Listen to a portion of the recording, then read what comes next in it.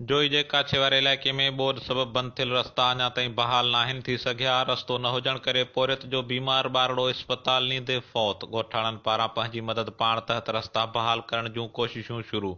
जोई जे काछे वारे इलाइक़े में बरसातुनि खां पोइ आयल ॿोॾि सबबि तबाह थियल रोड रस्ता अञा ताईं बहाल नाहिनि थी सघिया, जंहिं जे करे रहवासी सख़्त परेशानियुनि खे मुंहुं ॾियण ते मजबूर बणियल आहिनि। जनत काछे जे ॻोठ हाजी खान वासी पोरियत लाइ बचायो मंगणहार जो ताज़ो ॼावल ॿार, जंहिंखे बीमारी सबबि इलाज लाइ जोही इस्पताल आंदो पिए वियो त हू रस्ते में ई फ़ौत थी वियो। इन सिलसिले में पोरियत लाइ बचायो मंगणहार Kaavish digital media reporting team सां ॻाल्हाईंदे ॿुधायो त रस्तो न हुजण करे इस्पताल पहुचण खां पहिरीं संदसि मासूम ॿार फ़ौत थी वियो आहे। हुन चयो त जेकॾहिं रस्तो बहाल हुजे हा त संदसि मासूम ॿार बची पवे हा। ॿिए पासे काछे में पियल ज़ोरदार बरसातुनि खां पोइ आयल ॿोॾि सबबि काछे जे यूनियन काउंसिल ड्रिघबाला, वाही पांधी, टंडो रहीम खान, सावड़ो, छिनी जे समेत ॻोठनि जो शहरनि सां कटियल ज़मीनी राब्तो अञा ताईं बहाल नाहे थी सघियो। जनत रस्ता बहाल न हुजण करे समय ॿोॾि मुतासिर खानदाननि जी पिण का सहायता नाहे थी सघी ऐं समय माण्हू बिना छित जे खुले आसमान हेठि बेयारो मददगार वेठल आहिनि। इन सिलसिले में काछे वासियुनि जो चवणु आहे त ॿोॾि खे 10 ॾींहनि खां मथे जो अरसो गुज़री चुको आहे, पर अञा ताईं रस्ता बहाल नाहिनि थी सघिया। जनत बरसात ऐं ॿोॾि खां पोइ इलाइक़े में गैस्ट्रो, चमड़ी ऐं पेट जे मुख़्तलिफ़ बीमारियुनि मुंहुं कढियो आहे ऐं काछे में इलाज जूं बहितर सहूलियतूं न हुजण करे रहवासी इलाज लाइ शहरनि ॾांहुं बि नथा पहुची सघनि। हुननि चयो त हुकूमत पारां रस्तनि जे बहाली ऐं काछे में इलाज जूं सहूलियतूं फराहम करण लाइ के बि जोगा उपाउ न वठण खां पोइ इलाइक़े वासियुनि मुख़्तलिफ़ ॻोठनि में कमेटियूं जोड़े चंदो करे पंहिंजी मदद पाण तहत रस्ता बहाल कराइण जूं कोशिशूं शुरू कयूं आहिनि।